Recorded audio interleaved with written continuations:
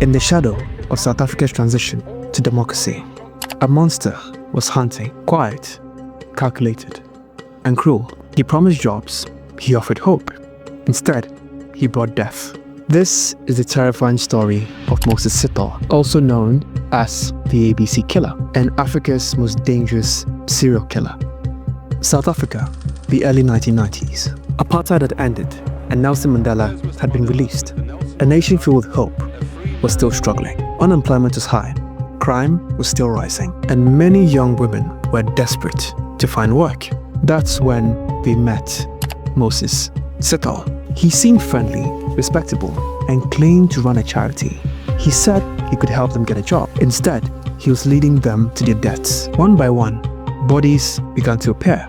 Young women found in fields, found in abandoned buildings, raped and strangled. Many with their hands tied behind their backs. The killer did have a pattern, a method. He struck in 3 main areas. That's how he got the nickname, the ABC Killer. And yet, the police still couldn't put together the dots. Not yet, at least. After more than a year of horror, Moses Sithole, like most criminals, made a single mistake. He called one of his victim's sisters. He used his real name and his real number, and just like that, the police knew who he was. The call was traced, and the police moved in. When they tried to arrest him, he fought back. He attacked one of them with an axe, but police managed to restrain him by shooting him in the leg and the stomach. But the nightmare was finally over. In 1997, Sithole was found guilty of 38 murders, 40 rapes, and 6 attempted murders.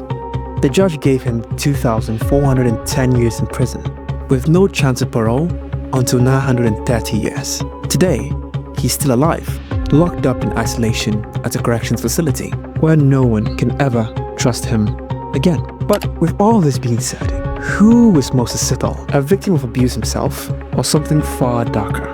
He grew up in an orphanage and spent time in prison in the 80s for rape. But when he was released, instead of changing, he became worse, more calculated, and consumed by hate. The story of Moses Sithole is not just evil, it's a warning of how predators can exploit trust and desperation, but also how justice, even if slow, can prevail. But what do you think? Was Sithole inherently evil or shaped by his past? Let me know in the comments. And if you found this story chilling, make sure to leave a comment and like the video. And stay safe out there. After all, you can never know who's behind you.